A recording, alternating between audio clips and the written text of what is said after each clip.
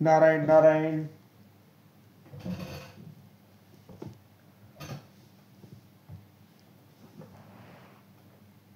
प्रिय साधकों, सनातन धर्म के मानने वालों को, सभी श्रोताओं को सनातन धर्म की जय।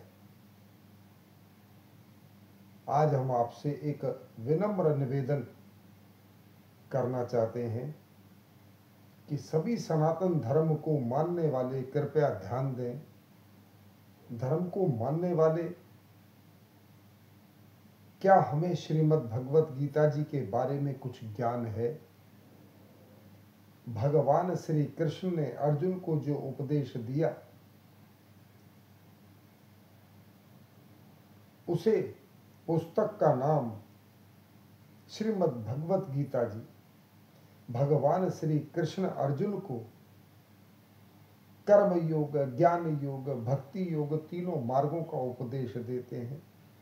आज विडंबना ये है कि हम सब सनातनी श्रीमद् भगवत गीता जी का खुद और अपने बच्चों को कोई ज्ञान नहीं दे रहे।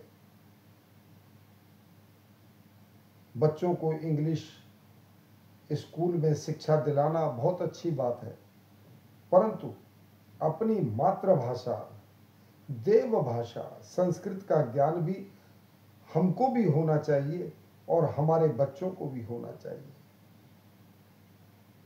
इसका एक कारण विशेष है।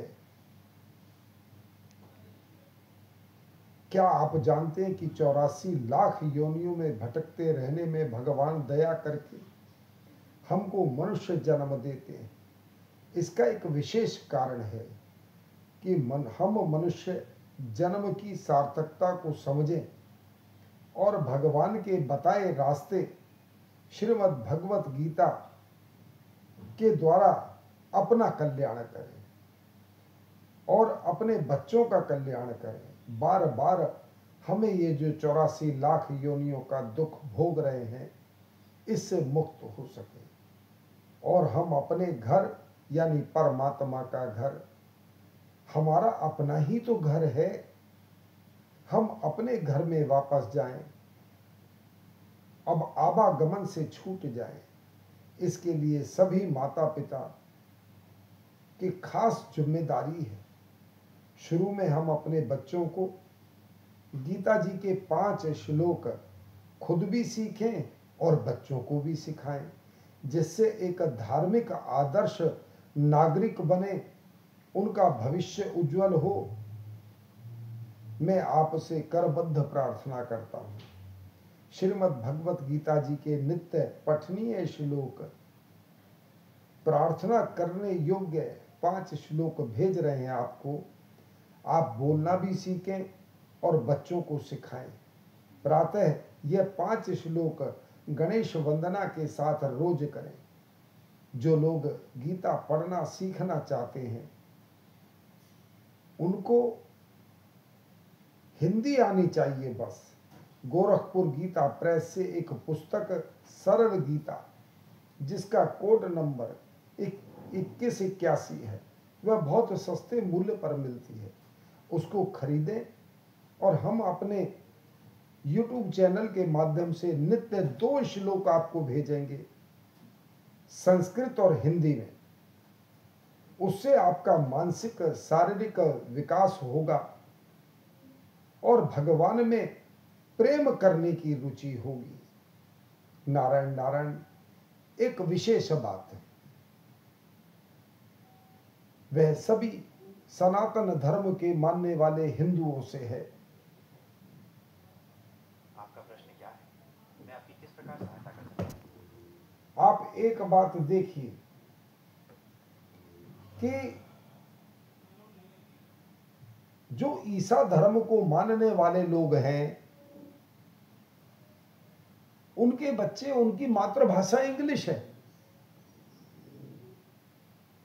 वे खुद भी इंग्लिश जानते हैं, अपने बच्चे भी, उनके मातृभाषा ही इंग्लिश है, आम बोलचाल की भाषा उनकी इंग्लिश है, तो उनको बाइबल पढ़ने में कोई परेशानी नहीं होगी। इसी प्रकार इस्लाम धर्म को मानने वाले लोग अपने बच्चों को शुरू से ही मदरसों में भेजते हैं, चाहे वह कोई और भाषा सीखें या ना सीखें, अरबी भाषा आनी चाहिए, जिससे वह अपने ग्रंथ कुरान को पढ़ सकें। क्या हम ऐसी चेष्टा कर रहे हैं? ये एक प्रसन्न चिन्ह है सब हिंदुओं पर।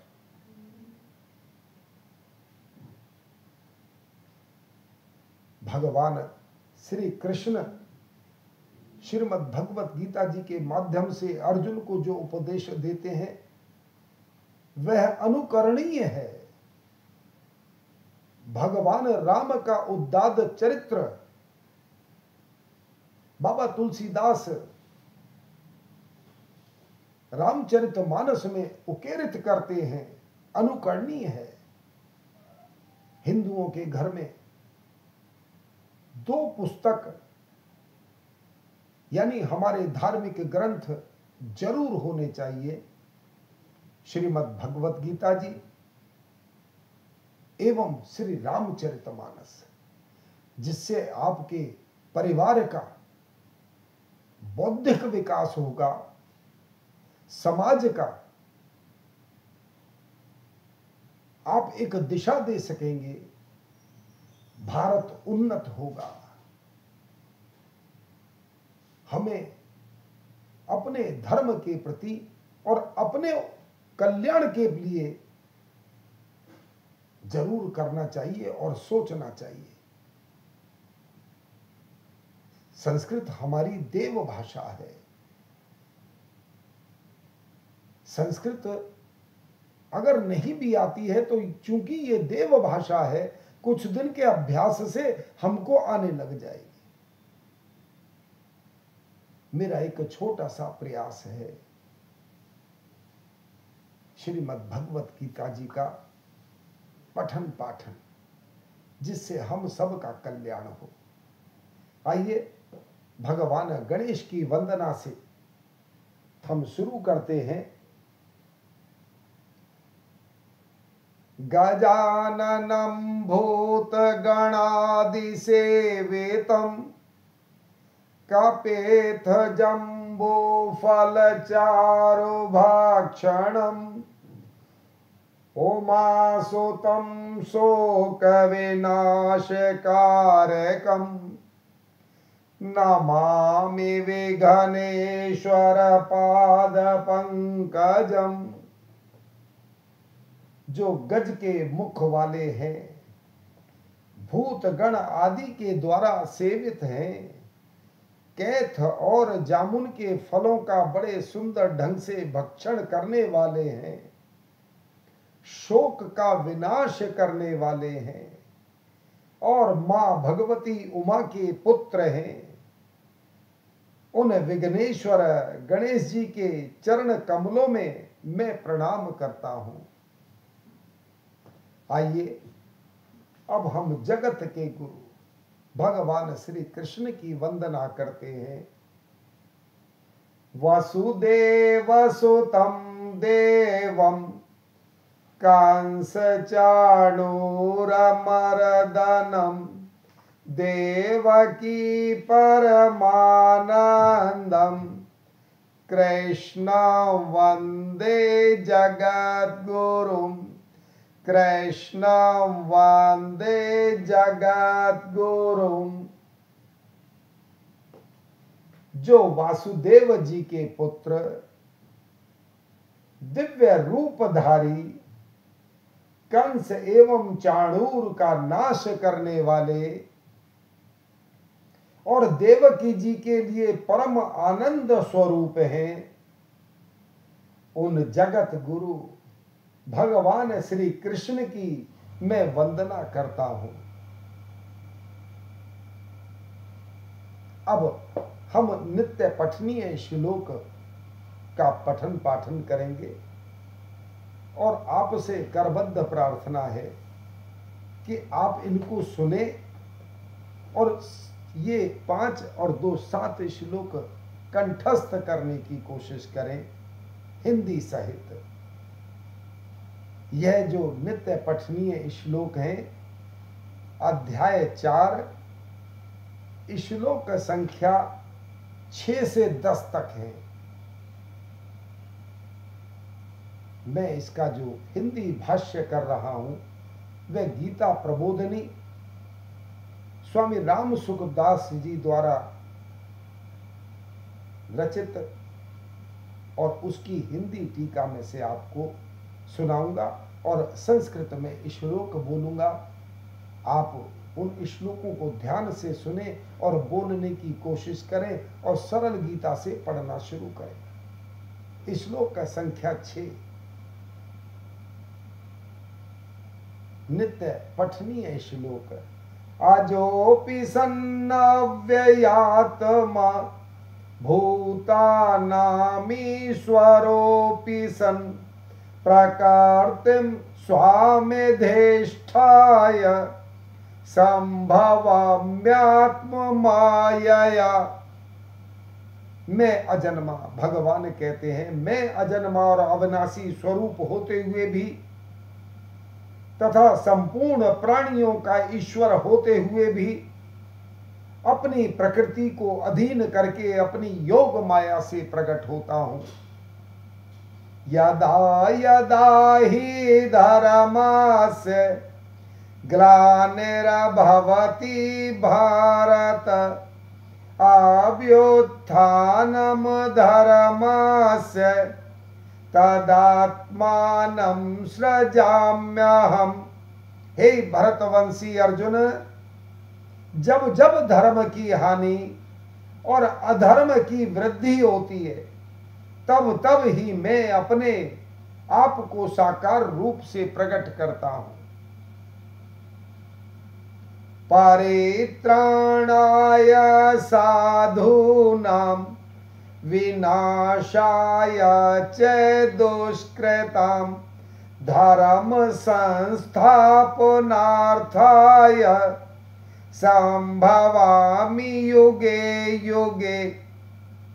साधुओं, भक्तों की रक्षा करने के लिए, पाप कर्म करने वालों का विनाश करने के लिए और धर्म की भली भांति स्थापना करने के लिए मैं युग युग में प्रकट हुआ करता हूं।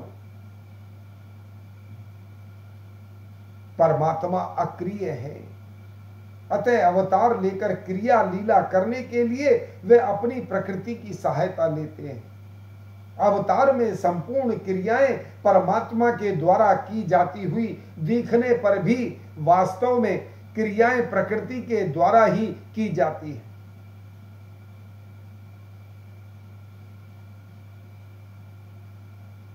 इसलिए सीता जी ने कहा कि संपूर्ण क्रियाएं मैंने की, ऐसा स्वामी जी व्याख्या में लिखते हैं।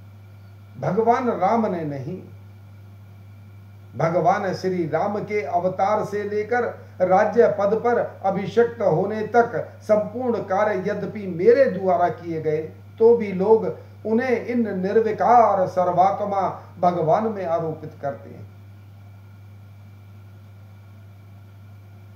श्रीमद् भगवत गीता जी के 13वें अध्याय के इसी अध्याय के 13वें श्लोक में भगवान कहेंगे, तस्य कर्तारमपि माम विद्य कर्तारम वमय। अगला श्लोक, श्लोक संख्या 9। जन्म कर्म च मे दिव्य मेवं यो वेति तत्वता तयाक्त्वा देह पुनर्जन्म नेति मामेति सो अर्जुन। हे अर्जुन, मेरे जन्म और कर्म दिव्य हैं। इस प्रकार मेरे जन्म और कर्म को जो मनुष्य तत्व से जान लेता है, अर्थात दृढ़ता पूर्वक मान लेता है, वह शरीर का त्याग करके पुनर्जन्म को प्राप्त नहीं होता, प्रत्युतः मुझे प्राप्त होता है। व्याख्या, स्वामी जी व्याख्या में कहते हैं, अवतार काल में भगवान मनुष्य के कल्याण के लिए ही सब क्रियाएं करते हैं। जन्म और कर्म से सर्वदा रहित होने पर भी भगवान अपनी प्रकृति की सहायता से जन्म और कर्म की लीला करते हुए दिखते हैं। यह भगवान के जन्म और कर्म की अलौकिकता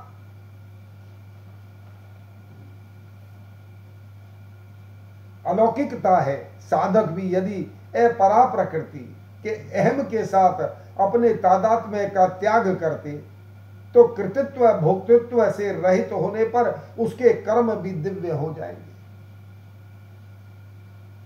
कर्मों का अकर्म होना ही कर्मों का दिव्य होना है। यह दिव्यता कर्म योग से आती है।